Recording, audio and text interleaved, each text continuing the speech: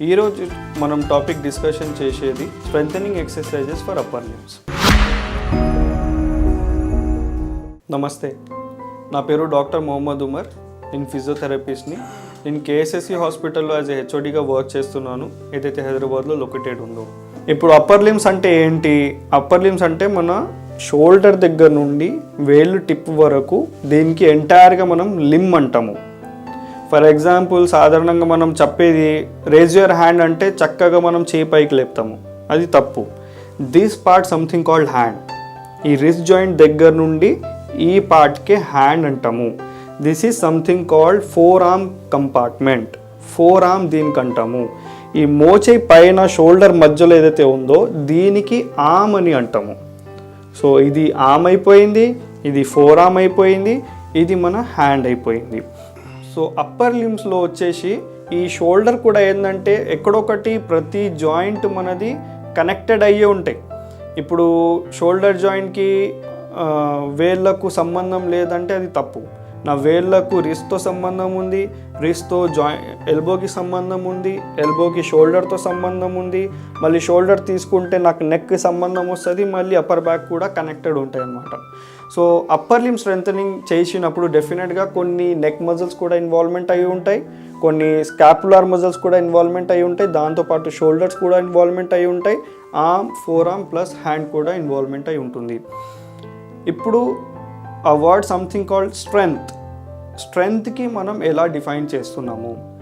ఇప్పుడు ఇది నా చెయ్యి ఉంది, నేను ఒక 2 to 3 kg పట్టుకొని నేను నా మోచేయి మంచిగా బెండ్ చేయగలుగుతున్నాను, చాపగలుగుతున్నాను. So this is something called strength. అంటే నా చెయ్యి ఒక బరువు మోయగలుగుతుంది. మజిల్స్లో వచ్చేసి మనకు 5 grades ఆఫ్ స్ట్రెంగ్త్ ఉంటుంది. 0 అంటే నో మూమెంట్ ఎట్ ఆల్, 1 అంటే ఫ్లిక్కర్ ఆఫ్ మూమెంట్, 2 అంటే మూమెంట్ పర్ఫామ్ చేయొచ్చు కానీ గ్రావిటీ ఎలిమినేషన్ ప్లేన్లో అనమాట. ఫర్ ఎగ్జాంపుల్, నేను నా మోచేయి ఈ విధంగా మడుస్తున్నాను అంటే ఇది గ్రేడ్ 3 అంటాం. ఎందుకంటే గ్రావిటీ, భూమి ఆకర్షణం కూడా నేను ఆపోజిట్గా మడవగలుగుతున్నాను, వెయిట్స్ ఏం లేవు.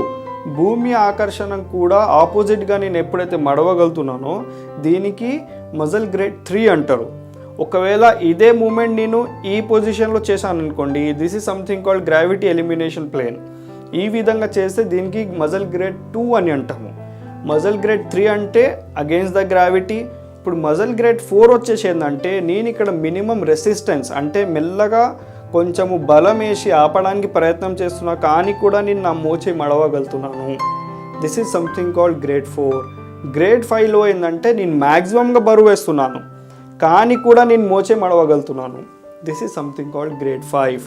సో స్ట్రెంథనింగ్ ఎక్సర్సైజ్లో వచ్చేసి ఇప్పుడు ఏదో ఒక పర్సన్ XYZ డిసీజ్కి గురి అయ్యారు, లేకుంటే సమ్ యాక్సిడెంట్ అయ్యింది, ఎక్కడైతే మజిల్ స్ట్రెంత్ తగ్గిపోయిందో అందులో ఫిజియోథెరపీ ఇంపార్టెంట్ రోల్ ప్లే చేసేది ఏంటంటే ఈ మ్యాక్సిమం వెయిట్తో పాటు మూమెంట్ చేయించడానికి ప్రయత్నం చేయాలి. దానికే మజిల్ గ్రేడ్ 5 అంటారు. అంతవరకు పేషెంట్ వస్తే ఇట్స్ నార్మల్. సో దీనికి ఇనిషియేట్ ఎలా అవుతుంది?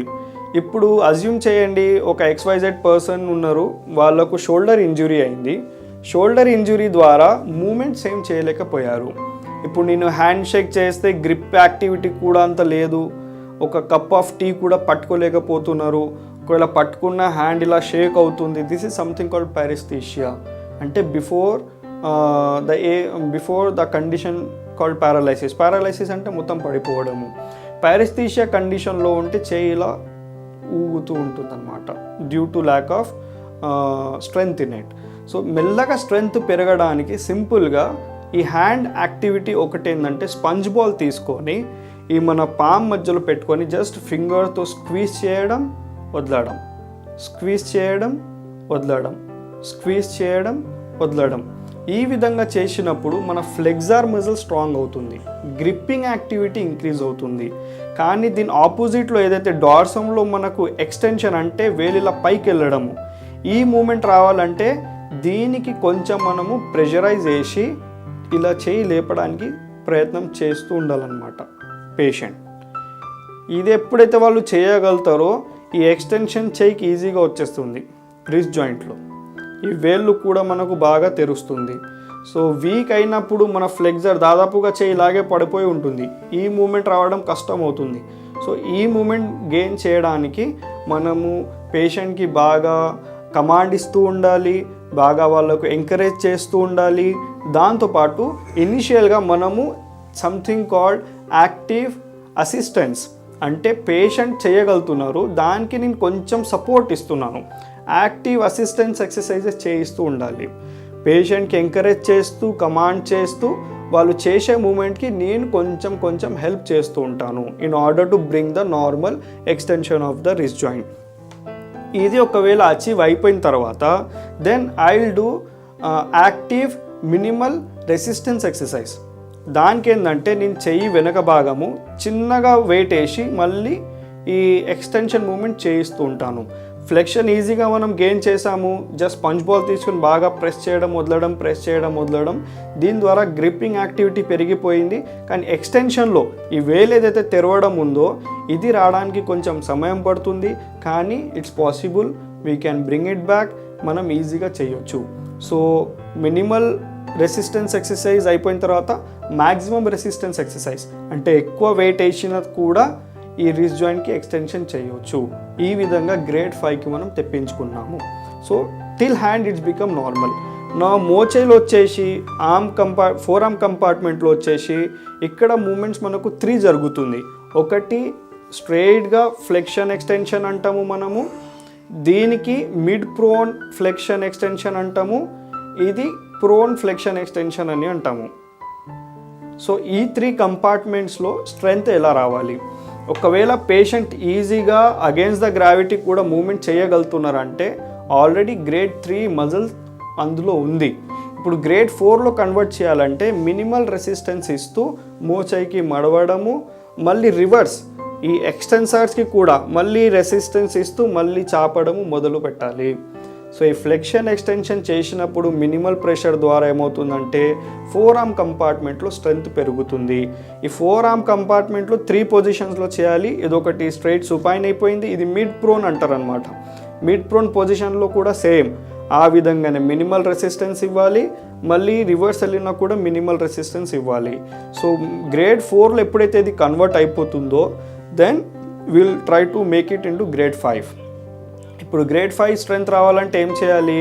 మ్యాక్సిమంగా వెయిట్ అయ్యి దెన్ మన పేషెంట్కి మనము మోచే మడవండి అని చెప్పాలి. పేషెంట్ ఒకవేళ మంచిగా మడవగలుగుతున్నారు, మళ్ళీ ఆ విధంగానే గ్రేడ్ 5 నుండి చాపగలుగుతున్నారంటే ఫోర్ ఆర్మ్ కంపార్ట్మెంట్లో కూడా గ్రేడ్ 5 మనం స్ట్రెంగ్త్ రీచ్ అయ్యాము.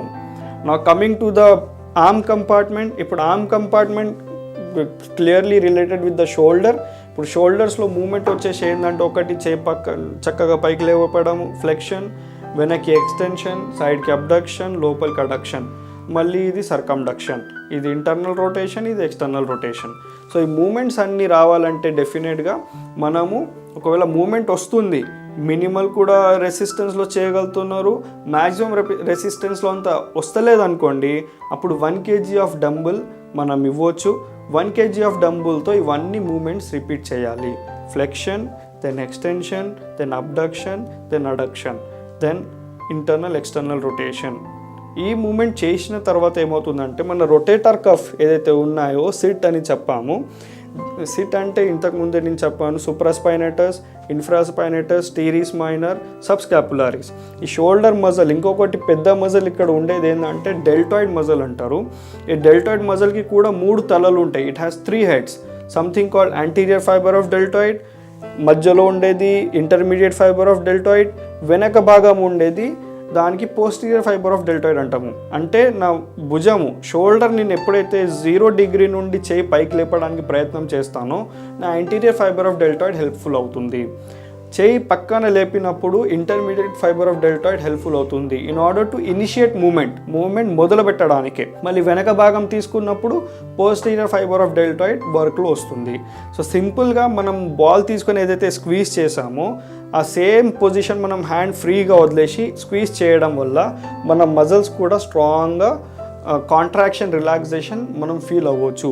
ఈ కాంట్రాక్షన్ రిలాక్సేషన్ చేసినప్పుడు న్యూరోమస్కులర్ జంక్షన్ ఏదైతే నర్వస్ సిస్టమ్ ఇంకా మజిల్స్లో కనెక్టెడ్ ఉంటాయో ఈ నర్వస్ సిస్టమ్ బాగా మన యాక్టివేట్ అయ్యి ఇంపల్సెస్ ఎక్కువ పాస్ అవ్వడం వల్ల మజిల్స్లో ట్విచ్ ఫామ్ అవ్వడం వల్ల ఈ కాంట్రాక్షన్ రిలాక్సేషన్ ఈజీగా ఫామ్ అవుతుంది. దాని ద్వారా మజిల్స్లో స్ట్రెంగ్త్ పెరిగే అవకాశం ఉంటుంది. సో ఈ విధంగా మనము హ్యాండ్, మన ఫోర్ ఆర్మ్, మన arm along with the shoulder strengthening ఈజీగా చేసుకోవచ్చు. దీనికి పెద్ద ఇబ్బంది పడాల్సిన అవసరం లేదు. Just if you can gain up to grade 5 ఎక్కడైతే మీరు మ్యాక్సిమంగా వెయిట్ వేసినా కూడా మూమెంట్ చేయగలుగుతున్నారో యువర్ హ్యాండ్ ఈజ్ నార్మల్, మీరు గ్రేడ్ 5 వరకు చేరుకున్నట్టే. సో ఆ విధంగానే డెఫినెట్గా మీరు 2 హ్యాండ్స్కి కూడా చేయొచ్చు. ఇంపార్టెంట్ ఏంటంటే ఇదొకటి సీక్వెన్స్లో రావాలి. ఒకదాని వైపు ఒకటి. Initiate with the hand, initiate with the fingers, initiate with the మన రిస్ట్ జాయింట్, దాని తర్వాత మోచేయి, దాని తర్వాత షోల్డర్. ఆ విధంగా వచ్చినప్పుడే డెఫినెట్గా మనకు మూమెంట్స్ వస్తుంది, స్ట్రెంగ్త్ కూడా పెరుగుతుంది. Then we can assume it's a normal muscle strength. Hopefully మీరు అందరూ ఫాలో అవుతారని అనుకుంటున్నాను.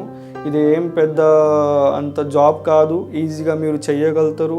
If you have any physiotherapist near by, strength ఏమైనా తక్కువ ఉందంటే డెఫినెట్గా వాళ్ళతోనే టిప్స్ తీసుకోండి, మీరు నేర్చుకొని సొంతంగా మీరు కూడా ఇంట్లోనే చేసుకోవచ్చు.